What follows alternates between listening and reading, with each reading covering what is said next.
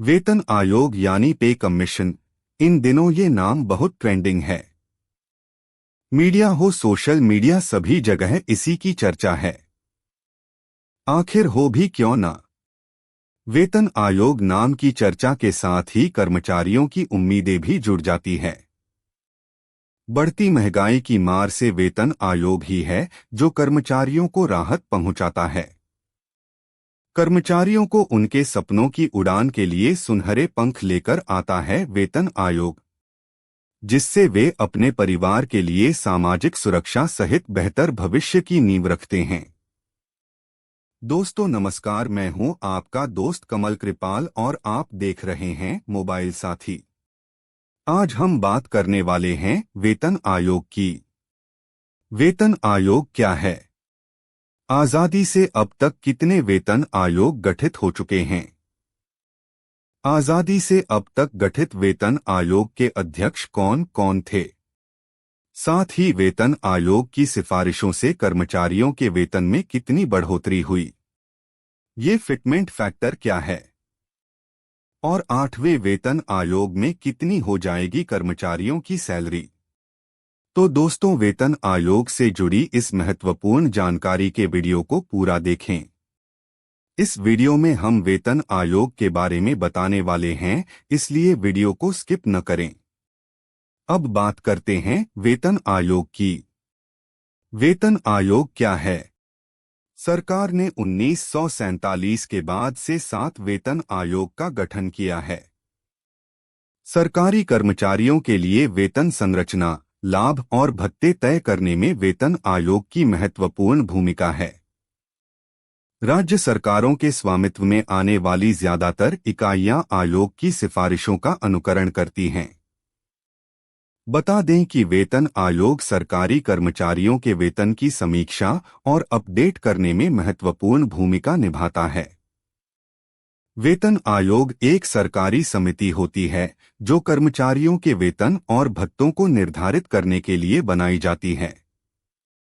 इस आयोग का मुख्य काम सरकारी कर्मचारियों, सशस्त्र बलों और अन्य सरकारी पदों पर काम करने वाले व्यक्तियों के वेतन और भत्तों में उचित वृद्धि करना है। यह आयोग यह सुनिश्चित करता है कि कर्मचारियों को उनकी सेवाओं के हिसाब से उचित वेतन मिले, जिससे उनकी जीवनशैली बेहतर हो सके। वेतन आयोग का गठन क्यों किया जाता है? समय के साथ महंगाई बढ़ती है, जिससे कर्मचारियों की क्रय शक्ति प्रभावित होती है। वेतन आयोग का गठन महंगाई के प्रभाव को संतुलित करने के लिए किया जाता है।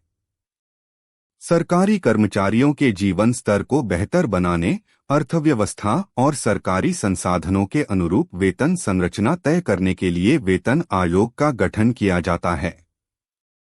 निजी क्षेत्र के वेतनमान के अनुरूप सरकारी वेतन को प्रतिस्पर्धी बनाने के लिए वेतन आयोग का गठन किया जाता है।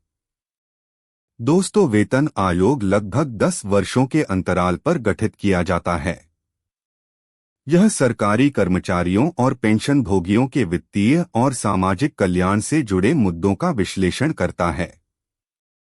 आयोग अपनी रिपोर्ट सरकार को सौंपता है, जिसे सरकार समीक्षा के बाद लागू करती है। केंद्र सरकार की सिफारिशों का असर राज्य सरकारों और सार्वजनिक उपक्रमों (PSUs) पर भी पड़ता है। स्वतंत्रता के बाद से गठित वेतन आयोग और उसकी अनुशंसाओं के बारे में बात करें तो भारत में स्वतंत्रता के बाद अब तक 7 वेतन आयोग गठित किए जा चुके हैं। प्रत्येक आयोग ने सरकारी कर्मचारियों के वेतन, भत्तों और सेवाओं की शर्तों की समीक्षा कर अपनी सिफारिशें दी हैं। प्रथम वेतन आयोग 1947-48 में गठित किया गया, जिसके अध्यक्ष श्रीनिवास वरदाचारी थे। आयोग की मुख्य सिफारिश से न्यूनतम वेतन 55 रुपये प्रतिमाह हुआ। साथ ही सरकारी कर्मचारियों के वेतनमान को संगठित करने पर भी बल दिया गया। द्वितीय वेतन आयोग सन 1957-58 में गठित हुआ था, जिसने J.N. गजन अध्यक्षता में अपनी सिफारिशें दी। इस वेतन आयोग की मुख्य सिफारिश न्यूनतम वेतन 80 रुपये प्रतिमाह थी। साथ ही वेतन आयोग ने वेतन ढांचे में सुधार और महंगाई भत्ते की सिफारिश भी की।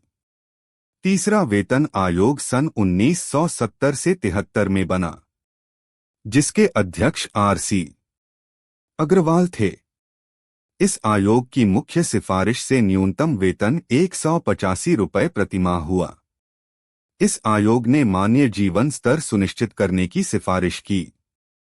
चतुर्थ वेतन आयोग सन 1983 से 86 में गठित हुआ, जिसके अध्यक्ष पी.एन. सिंघल थे। चतुर्थ वेतन आयोग की मुख्य सिफारिश से न्यूनतम वेतन 750 रुपये प्रतिमाह हुआ।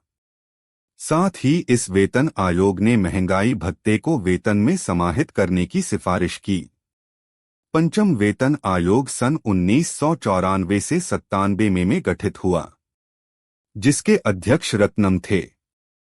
पंचम वेतन आयोग की मुख्य सिफारिश से न्यूनतम वेतन 2550 रुपये प्रतिमाह हुआ। साथ ही भत्तों में वृद्धि और वेतनमान में व्यापक संशोधन किए गए। छठा वेतन आयोग 2006 से 8 में गठित हुआ, जिसके अध्यक्ष बी.एन. श्रीकृष्ण थे। इस वेतन आयोग अनुशंसा के बाद वेतन 7,000 रुपये प्रतिमाह हुआ, जो कि पंचम वेतन आयोग में सिफारिश न्यूनतम वेतन से 2.5 गुना था, जिसमें फिटमेंट फैक्टर 1.86 गुना था। और इस वेतन आयोग में ग्रेड पे प्रणाली भी लागू की गई। सातवां वेतन आयोग 2014 से 16 में गठित हुआ। भारत में केंद्र सरकार के कर्मचारियों को वेतन आयोग की संरचना के अनुसार उनका वेतन मिलता है। आरंभ करने के लिए 7वें केंद्रीय वेतन आयोग सीपीसी की स्थापना 28 फरवरी 2014 को भारत सरकार द्वारा की गई थी, जिसके अध्यक्ष ए.के. माथुर थे, जिसकी मुख्य सिफारिश से न्यूनतम वेतन 18,000 रुपये प्रतिमाह हुआ, जो कि फिटमेंट फैक्टर के अनुसार 2.57 गुना था। यानी छठवें वेतन आयोग के मुकाबले 2.57 गुना सैलरी में बढ़ोतरी हुई। इस आयोग की अनुशंसा से ग्रेड पे प्रणाली समाप्त कर पे मैट्रिक्स लागू किया गया। फिटमेंट फैक्टर क्या होता है, इसे भी समझ लेते हैं। दोस्तों, फिटमेंट फैक्टर वह गुणांक अथवा मल्टीप्लायर है जिससे पुराने वेतन को गुणा करके नया वेतन निर्धारित किया जाता है। यह वेतन आयोग की सिफारिशों के अनुसार तय होता है। 6वें वेतन आयोग में 1.86 और 7वें वेतन आयोग में 2.57 तय हुआ था। उदाहरण के लिए, यदि किसी कर्मचारी का 6वें वेतन आयोग के अनुसार वेतन 10,000 रुपये था, तो 7वें वेतन आयोग में यह 10,000 2.57 25,700 रुपये हो जाएगा। 8वें वेतन आयोग 25-26 सरकारी कर्मचारियों के लिए एक बड़े फैसले में 17 जनवरी को प्रधानमंत्री नरेंद्र मोदी के नेतृत्व में कैबिनेट ने 8वें केंद्रीय वेतन आयोग के गठन को मंजूरी दे दी है। 8वें वेतन आयोग की घोषणा के बाद से ही सरकारी कर्मचारी यह जानने को लेकर उत्सुक हैं कि उनके वेतन में कितनी बढ़ोतरी होगी। केंद्रीय मंत्री अश्विनी वैष्णव ने हाल ही में घोषणा करते हुए कहा कि आयोग 2026 तक बनने की संभावना है।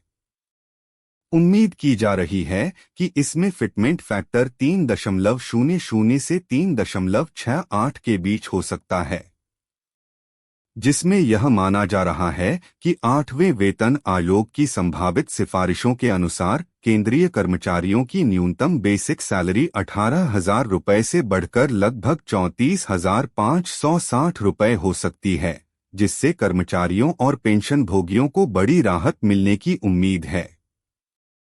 इसका मतलब है कि न्यूनतम वेतन में लगभग 92% की बढ़ोतरी हो सकती है। पेंशन भी इसी हिसाब से बढ़कर 17,280 रुपये तक हो सकती है। तो दोस्तों, उम्मीद है कि आपको वेतन आयोग से जुड़ी पूरी जानकारी मिल गई होगी। आपको ये जानकारी अच्छी लगी हो, वीडियो को लाइक करें। नए साथी चैनल को सब्सक्राइब कर ले ताकि आपको लेटेस्ट अपडेट सबसे पहले मिले। साथ ही आपके कोई सवाल या सुझाव हो हमें कमेंट कर अवश्य बताएं। हम आपके सवालों के जवाब देने की पूरी कोशिश करेंगे। तो दोस्तों मिलते हैं अगली वीडियो में। तब तक के लिए खुश रहें, स्वस्थ रहें, मस्त रहें। धन्यवाद।